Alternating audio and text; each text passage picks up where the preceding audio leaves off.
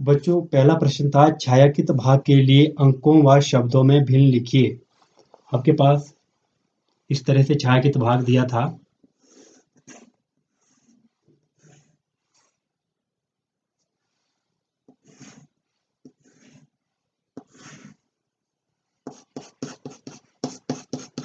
आपने इसके लिए भिन्न लिखनी थी। तो जैसा कि आपको वीडियो में बताया गया है कि जो भिन्न है छायांकित भाग के लिए कैसे लिखते हैं। यहाँ छायांकित भाग है 1 2, तो 2 आएगा अंश में, और कुल भाग है 1 2 3 4, 4 आएगा हर में। ये वर्कशीट का पहले प्रश्न का पहला भाग था। ये आपने इस तरह से करना था, और इसी में बाकी भाग आप खुद करेंगे। दूसरे प्रश्न का मैं पहला भाग करता हूँ। इसमें था छायांकित चित्रों में अंश व हर को पहचान कर लिखें कि अंश क्या है और हर क्या है।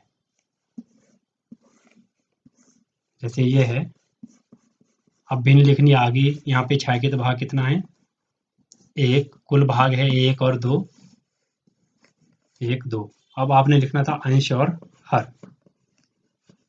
तो अंश कितना है यहाँ 1, हर कितना है यहाँ 2। तो दूसरा जो प्रश्न है वो आपने इस तरह से करना था। इसके बाद तीसरा प्रश्न था निम्न भिन्नों को चित्र द्वारा दर्शाएं। जैसे 4/5, तो 4/5 के लिए आपने चित्र बनाना था। ये 4/5 है। ये प्रश्न नंबर तीसरा, और ये भी पहला पार्ट है। तो आप कोई भी एक चित्र बनाइए। कुल भाग कितने हैं 5, तो 5 भाग इसमें करिए आप। 1 2 3 4 5, 1 2 3 4 5। और आप इस तरह से भी कर सकते हैं, इसमें 5 भाग करिए। 1 2 3 4 5, तो कुल भाग 5। छायांकित कितने करने हैं 4, 1 2 2 3 4। तो ये हो गया।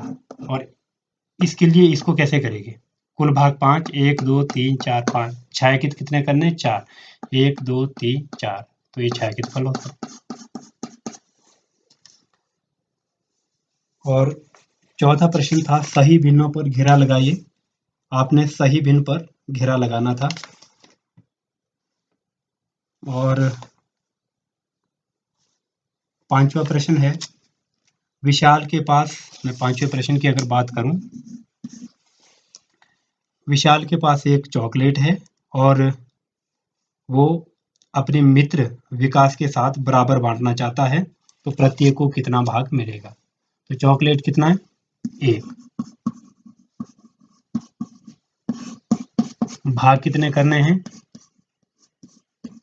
2, एक विकास को एक विशाल को। तो भिन्न क्या बनेगा 1/2। तो ये इस तरह से करना था। और सातवें प्रश्न में आपने जो समान भाग है, समान भाग वाले चित्र है, उन पर आपने घेरा लगाना था। छठा आप खुद करेंगे, मैं सातवें की बात कर रहा हूं।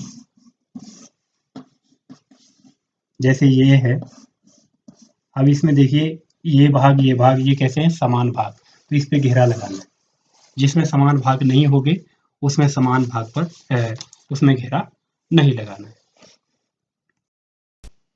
तो बच्चों, इस तरह से आप आज की वीडियो देखकर आज की वर्कशीट में जो प्रश्न होंगे उनको भी हल करेंगे, और कल वाली वर्कशीट के प्रश्न भी हल करेंगे। इसके साथ साथ ही अपनी अभ्यास पाठ्य पुस्तक जो आपकी गणित की बुक है 6ठी क्लास की, उसकी प्रश्नावली 7.1 और 7.2 के सभी प्रश्न जो इन्हीं भिन्नों के ऊपर आधारित है, अपनी फेयर नोटबुक में करके उसको ग्रुप में डालेंगे। Thank you.